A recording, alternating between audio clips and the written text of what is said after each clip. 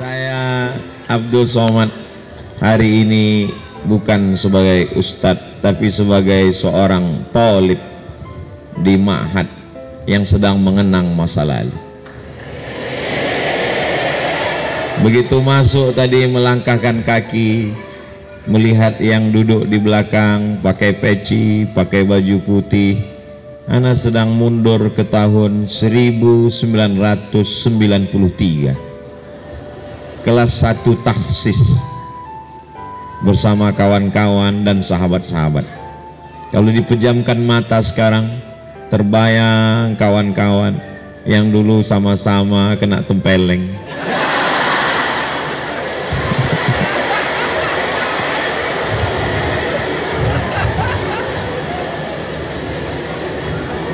Sesuatu yang saat itu mungkin menyakitkan, mungkin memalukan, tapi semua indah pada saatnya. Ini semua rasa yang ada di dada ini sekarang sedang bergemuruh, sedang bergejolak.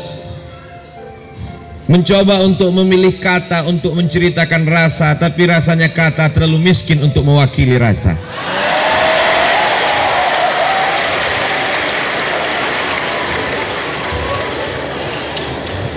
Tapi ku yakin rasaku juga pasti rasamu. Itulah yang tidak bisa dirasakan orang yang nggak pernah mondok. Di antara kualitas yang dijamin di pesantren adalah berani hidup, tidak takut. Sekarang banyak anak-anak orang kaya tidak berani hidup.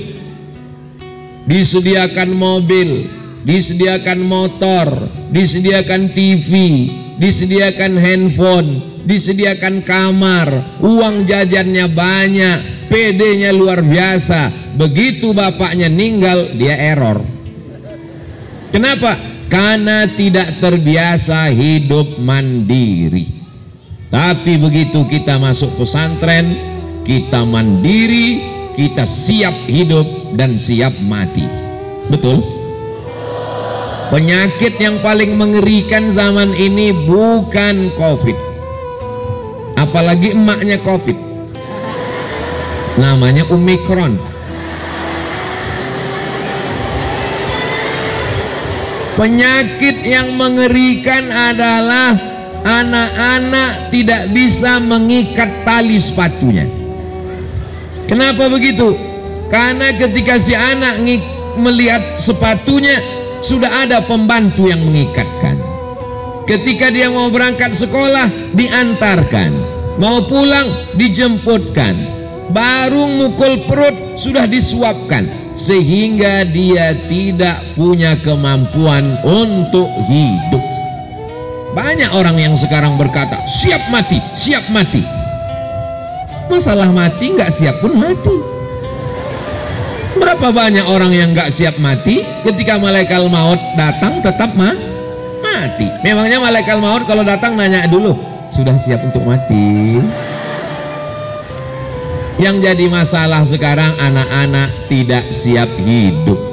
Jadi pelajaran pertama yang dapat diambil oleh Abdul Somad dari pesantren adalah siap hidup. Sekarang saya siap hidup.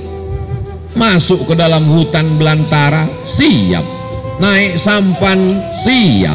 Naik perahu dipukul ombak, dihempas gelombang, siap.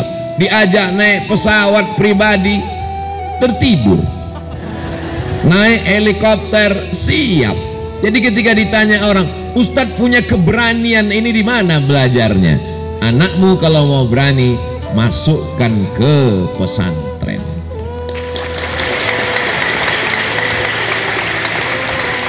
Ini sekarang anak-anak muda zaman sekarang baru ngelihat orang banyak mual, baru ketemu orang asing mencret. Kita di pesantren terbiasa berhadapan dengan kawan-kawan yang tingkah polanya macam-macam.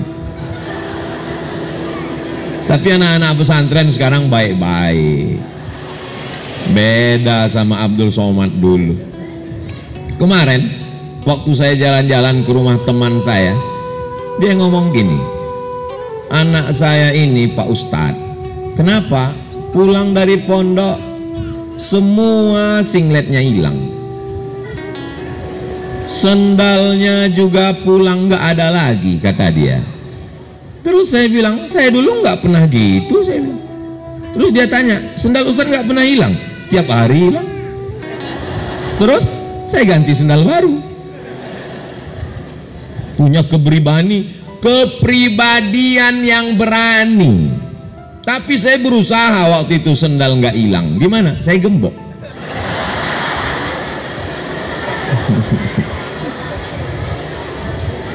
Masuk masjid, sendal kanan pojok sana, sendal kiri pojok sana. Begitu pulang, dua-duanya hilang.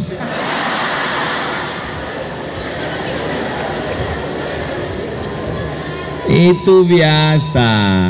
Tapi anak-anak, adik-adik, saya mau panggil anak rasanya masih terlalu muda. Adik-adik sekarang enak. Ustadz Somad dulu waktu di pesantren nggak ada perempuan, laki-laki semua. Kalian masih ada perempuan, walaupun ditutup tirai, tapi dari celah-celah kan kelihatan.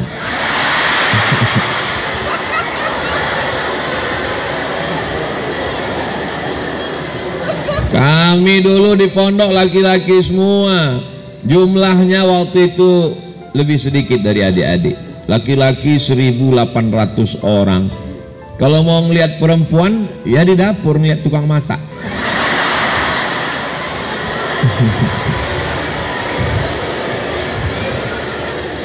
Zaman sekarang anak muda selalu dikatakan, hari gini anak muda nggak punya pacar, apa kata dunia. Kita dulu di pesantren nggak penting, yang penting belajar. Kalau terlintas di pikiran ingat cewek, ingat perempuan, hilangkan. Dengan apa cara menghilangkannya? Karena Muhammadun na'iman fi firasyihi wa sa'atu asrun wa lailu kulluhu zalamun wa bardun. Hilangkan semuanya. Pas mau tidur malam terbayang macam-macam, teringat teman-teman waktu liburan, hilangkan. Bagaimana cara menghilangkannya?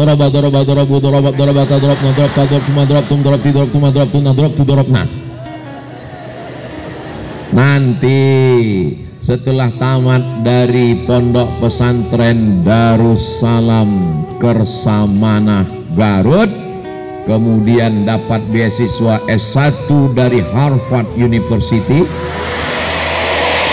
lalu kemudian pulang mendapat titel BA, MA, dan PhD, maka semuanya akan ingin kalian menjadi menantunya. Saya aja yang udah tua begini, udah nikah, udah kakek-kakek, sudah punya anak. Coba lihat itu di komen-komen Instagram dengan YouTube. Banyak tuh yang nulis, Ustadz jadikan aku yang kedua.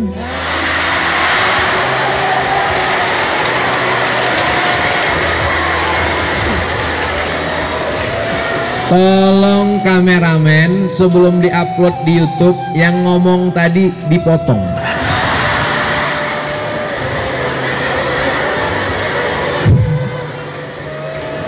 Sedangkan saya yang kurus, hitam, nggak ganteng, nggak berotot, nggak tegap, sudah tua. Apalagi kalian yang muda dan ganteng-ganteng. Yang penting belajar aja. Bahasa Arabnya mantap, bahasa Inggrisnya oke, berdisiplin, cakap, berorganisasi, tamat pondok pesantren, terbang sejauh mata memandang. Kalian akan pulang kembali ke sarang, semua akan berharap kalian akan menjadi keluarganya. Ini anak-anak muda yang luar biasa, betul? Kalau mereka biasa di luar.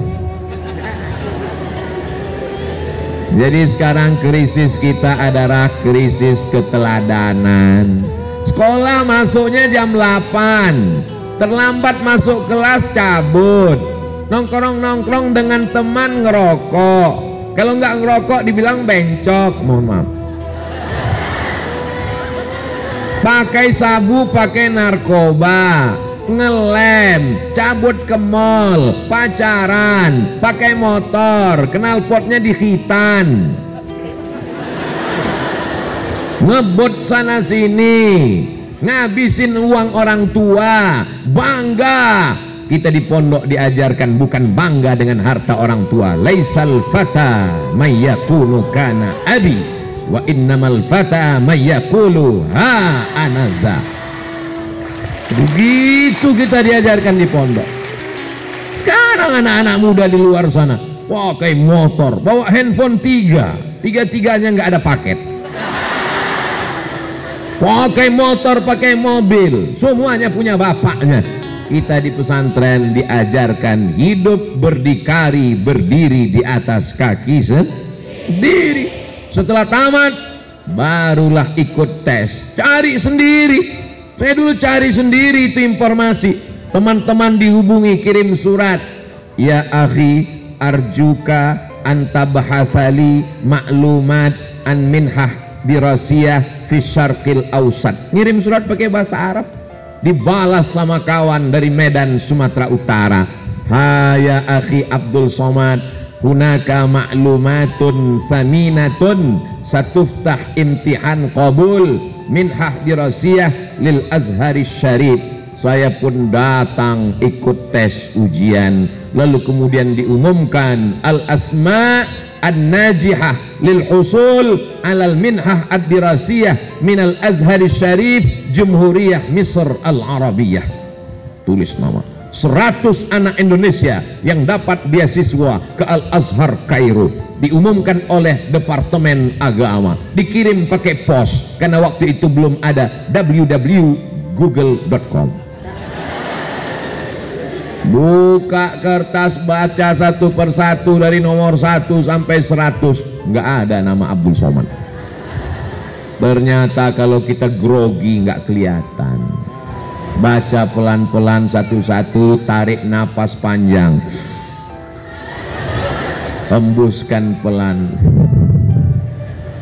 Jangan ditahan, kalau ditahan keluar dari jalur yang lain. Setelah dilihat ternyata ada di situ nama Abdul Somad. Pelatihan bahasa Arab di Jakarta, Jurang Mangu Timur. Sahabat-sahabat, kawan-kawan dari pesantren Gontor Ponorogo, dari pesantren Darun Najah Jakarta, dari pesantren-pesantren, lalu kemudian setelah itu ikut pelatihan bahasa Arab 2 bulan. Tepat pada tanggal 5 September tahun 1998 kami pun terbang naik pesawat Royal Jordan Airlines. Naik pesawat dari Cengkareng. Masya Allah, kami di pesawat itu dengan bangganya 74 orang anak Indonesia berangkat menuju Ardul Kinanah, bumi Mesir, buminya para wali dan juga bumi Fir'aun. Berangkat bisik-bisik dengan teman, ini pesawat kita, ini pesawat apa? Royal Jordan Airlines. Kenapa kita naik pesawat ini? Ini tiket paling murah.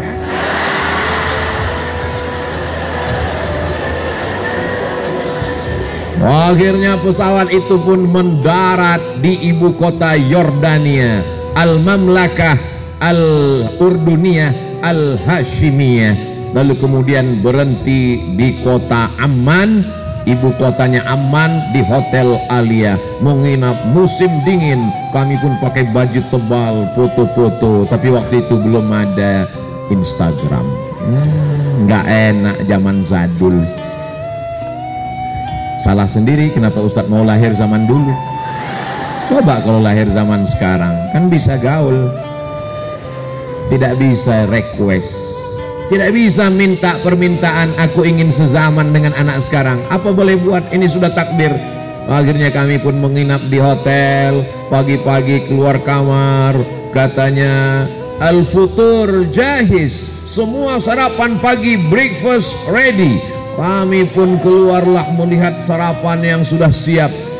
Ada roti, ada keju, ada zaitun, ada susu, nggak ada nasi uduk.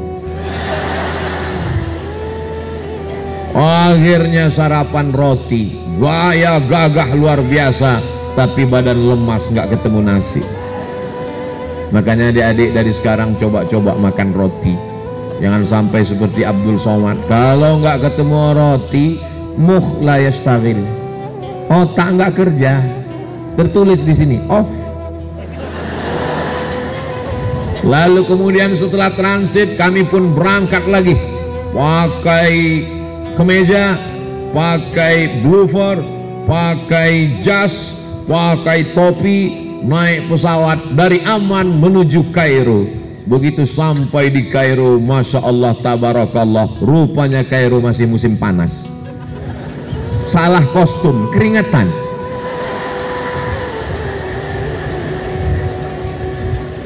Begitu sampai di ruang kelas Al-Azhar, mendengar para syekh ngomong,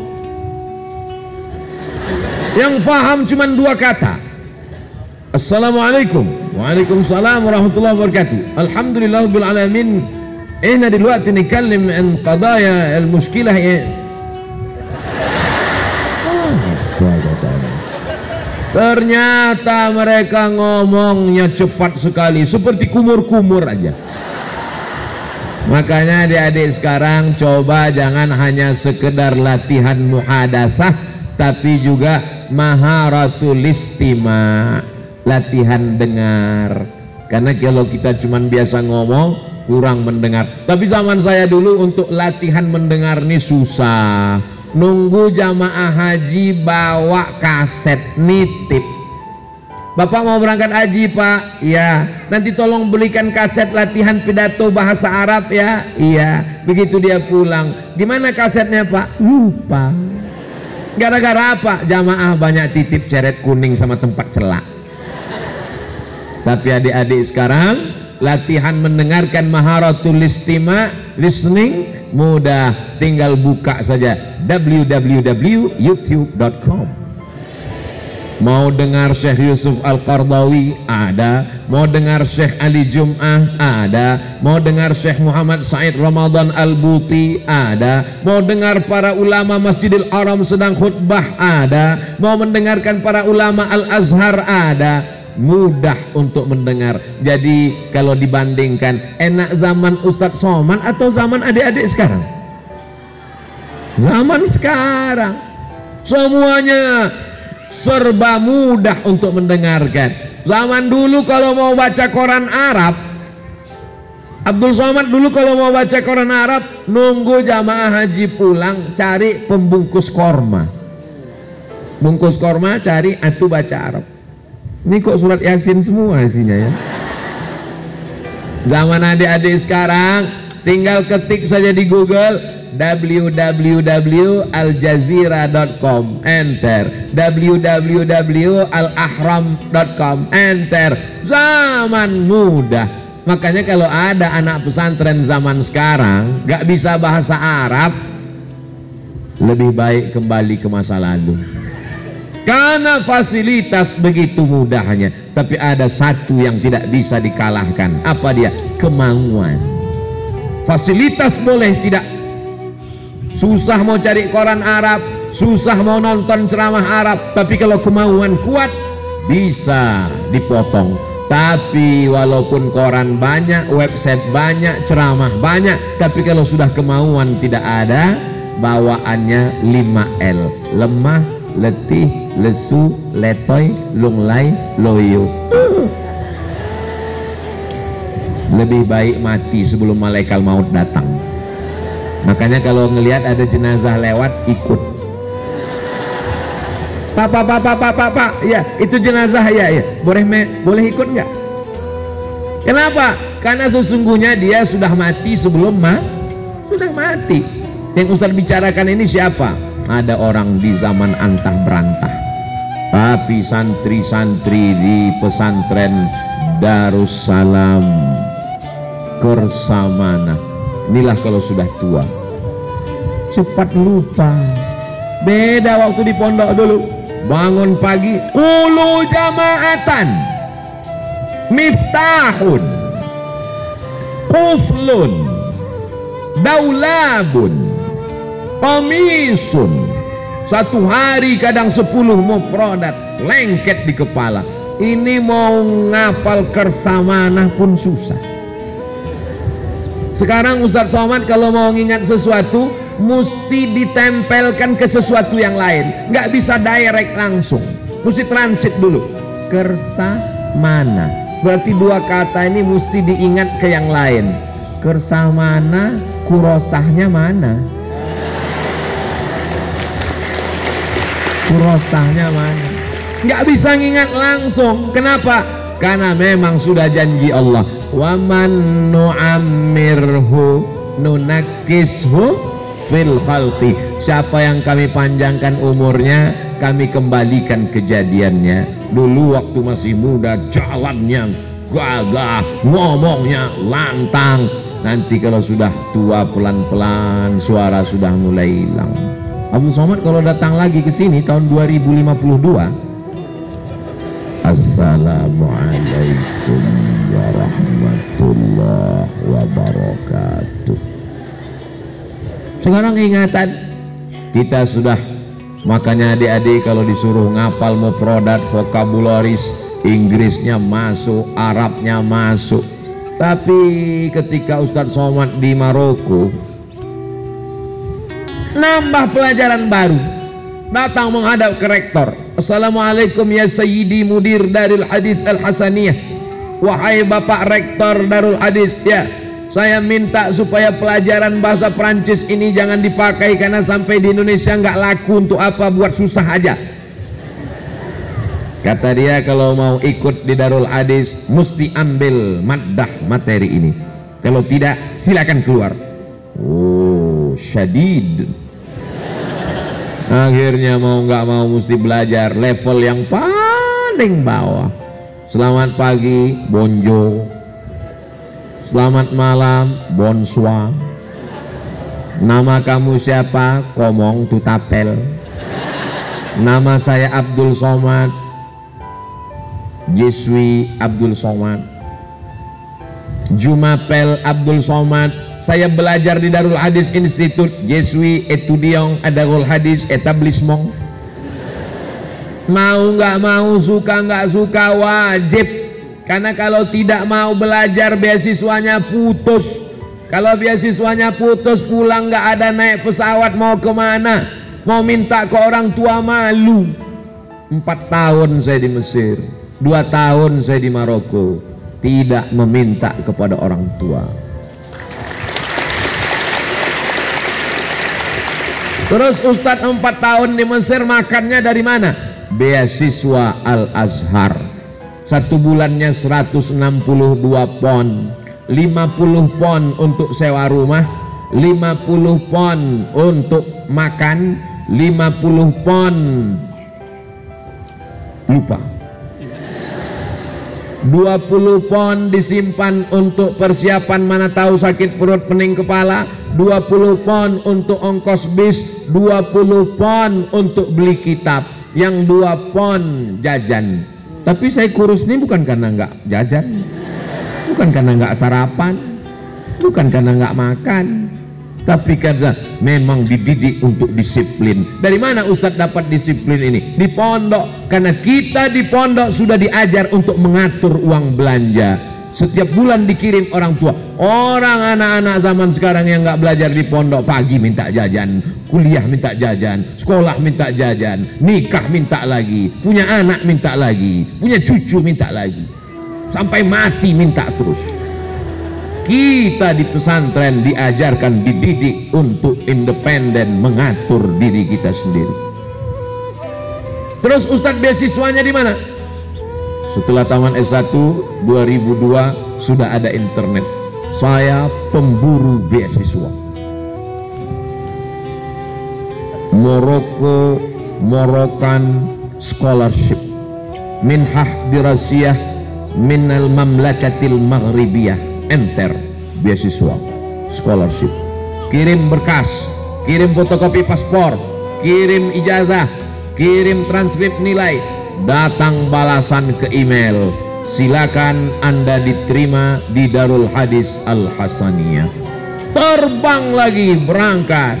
Begitu sampai naik pesawat, nama pesawatnya Qatar Airlines, pesawat yang paling murah juga.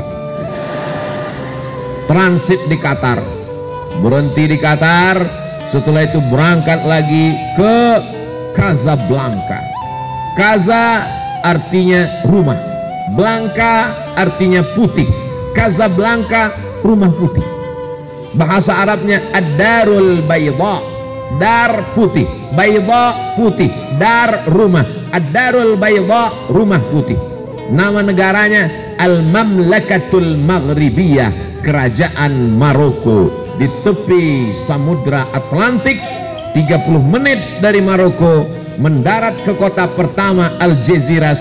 Di sanalah Islam pernah berkuasa 700 tahun lamanya. Itulah yang disebut dengan Al-Imam Al-Qurtubi. Qurtubi diambil dari kata Cordova.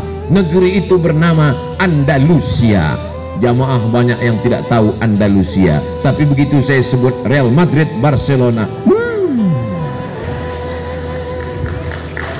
nah, banyak yang nanya, kenapa Ustadz jauh-jauh? Ketika pergi haji, kami pergi ke Makkah, berangkat haji. Apa kata jamaah haji? Sudah lama kau jadi TKI. TKI itu tidak hina, Pak. Mereka itu adalah pahlawan devisa, bayar pajak untuk negara. Betul?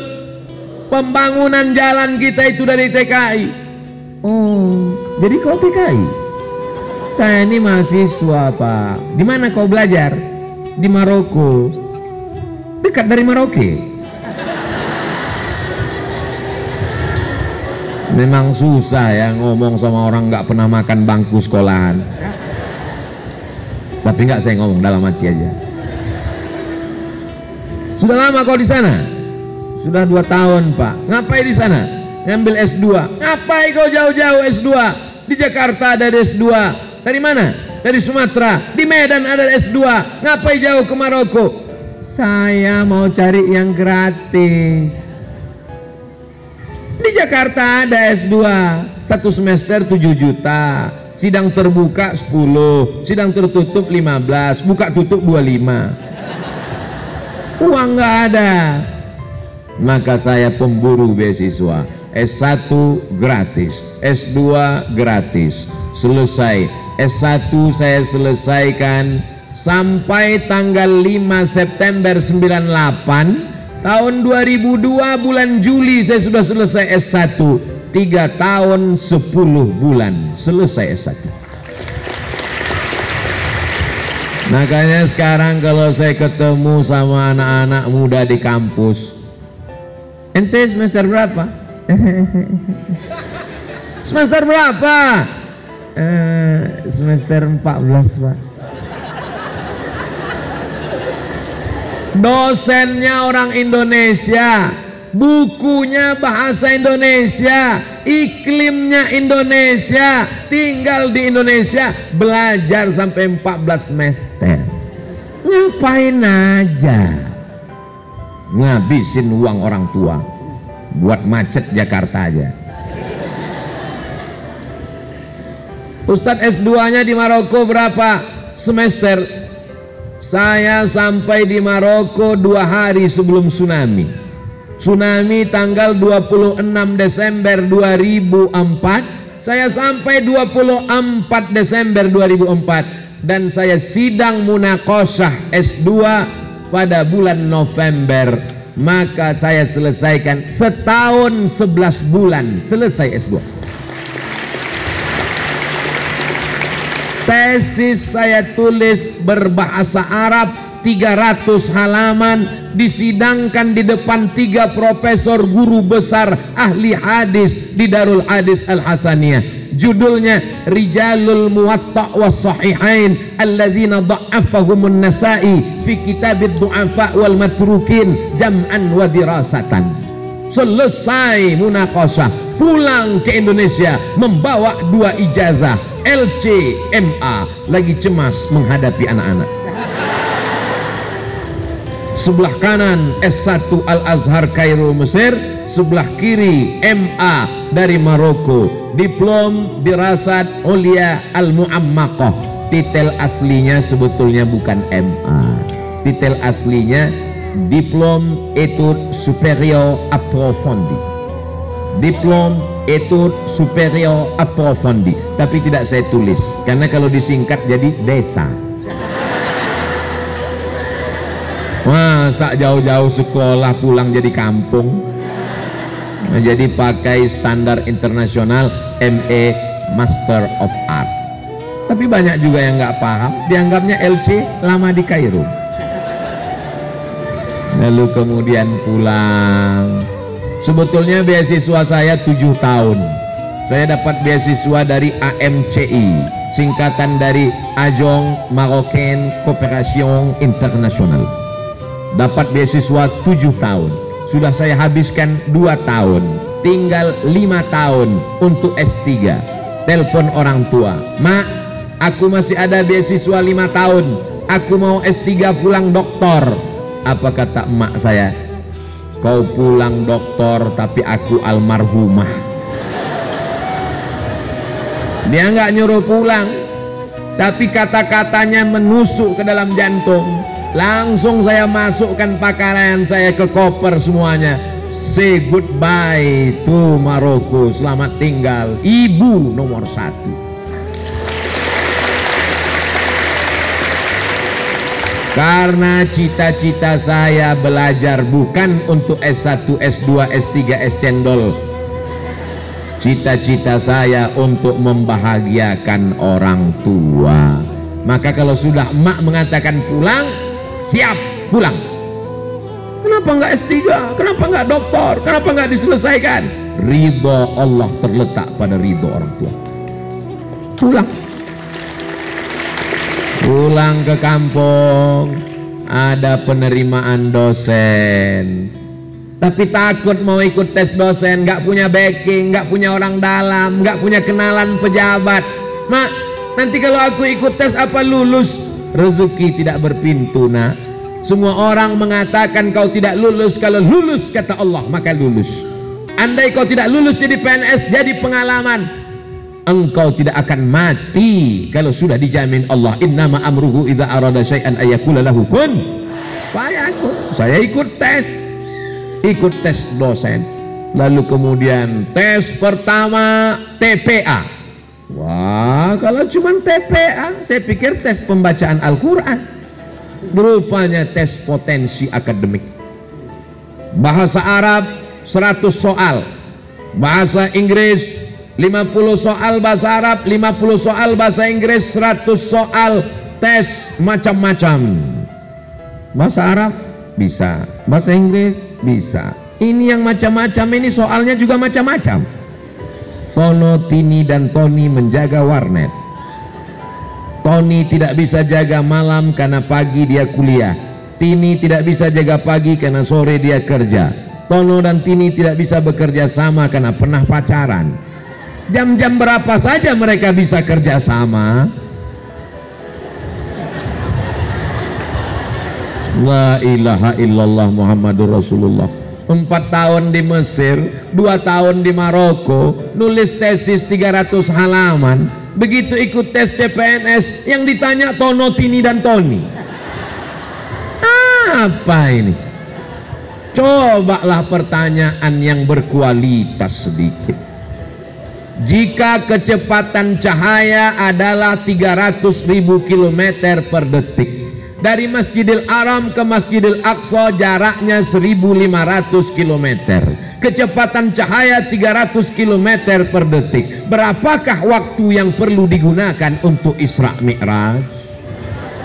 Mantap kan? Insya Allah soal seperti itu akan ada nanti dari Badan Kepegawaian Negara BKN kalau yang duduk buat soal adalah tamat pesantren. Tono, Tony, dan Tini jangan tanyakan lagi. Akhirnya keluar pengumuman, 200 soal, lulus. Saya sudah lulus jadi dosen, Pak? Belum. Punya ilmu banyak, kalau nggak bisa ngajar gimana? Berapa banyak orang punya ilmu di kepalanya, tapi nggak bisa ngadapin orang banyak. Dalam hati saya, kami di pesantren sudah biasa muhadharah, Pak. Berapa kali kami lari nggak mau ikut muhadharah.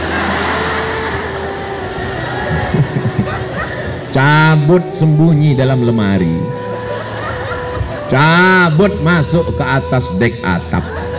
Zaman saya dulu, kami dulu nakal-nakal. Adik-adik sekarang coba lihat baik-baik, sopan-sopan. Kami dulu di bawah sedikit level dari hantu. Muhadharah dari kelas 1 kita udah terbiasa muhadharah. Setiap pekan kita muhadharah, biasa ngadapin orang banyak. Maka ketika dites ngajar, saya tanya, di kelasnya berapa orang, Pak? 25 orang. Nah, saya ngajar biasa aja. Nanti saya ngajar apa? Sesuai dengan mata kuliah keahlian mengajar ilmu hadis. Oke, saya masuk. Assalamualaikum mahasiswa-mahasiswi semua. Rupanya mereka di dalam itu sudah dites untuk supaya buat kita grogi. Jadi dia ngeliat kita terus.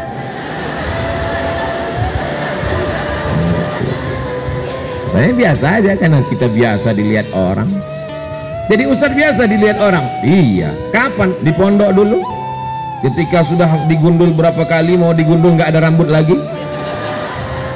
Mau ditempeleng udah bolak-balik. Mau dipukul batang sapunya sudah patah. Akhirnya hukumannya gimana? Berdiri pada hari Ahad di depan pintu, ditulis pakai whiteboard, inilah orang yang paling banyak melanggar peraturan. Tamu dari pagi sampai sore ngeliatin kita, urat malu kita putus. Kita udah terbiasa, udah nggak grogi lagi. Jangankan mahasiswa, jin ifrit pun hadir kita biasa aja.